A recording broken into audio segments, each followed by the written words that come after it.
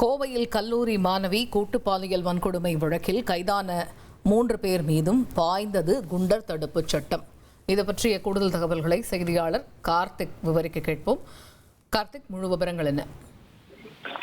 வணக்கம். கோவையில் கடந்த நவம்பர் 2ஆம் தேதி விமான நிலையம் அருகே ஆண் நண்பருடன் பேசிக் கொண்டிருந்த கல்லூரி மாணவியை தாக்கி கூட்டு பாலியல் வன்கொடுமை செய்யப்பட்ட வழக்குல 3 பேரை, அதாவது குணா என்கின்ற தவசி, சதீஷ் என்கின்ற கருப்புசாமி, கார்த்தி என்கிற காளீஸ்வரன், இந்த 3 பேரையும் போலீசார் சுட்டுப்பிடித்தினார்கள்.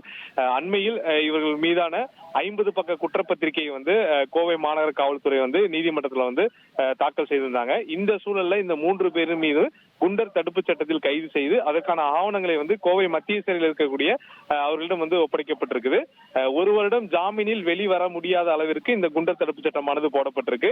இந்த வழக்கு விசாரணை, இந்த வழக்கு மாநகர காவல்துறைக்கு உட்பட்ட இந்த கல்லூரி மாணவி வழக்கு மட்டும் இல்லாமல் இது ஒரு பக்கம் விசாரணை நடந்து முடியும் சூழல்ல இவங்க அதே தினத்துல ஒரு பக்கம் அதாவது மாவட்ட எல்லையில் இருக்கக்கூடிய ஒரு பகுதியில் தர்மராஜ் என்பவர் கொலை செய்திருக்கிறார்கள் என்ற விசாரணையில் தகவல் வெளியாகி இருக்கு.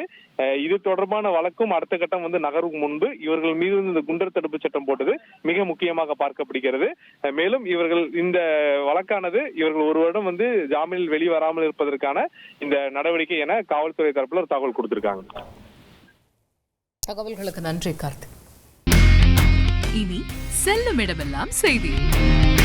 தந்தி டிவியின் வாட்ஸ்அப் சேனலை ஃபாலோ பண்ணினா செல்ல இருக்கும் இடமெல்லாம் செய்தி. இதோ QR கோட் இப்பவே ஸ்கேன் பண்ணுங்க, ஃபாலோ பண்ணுங்க.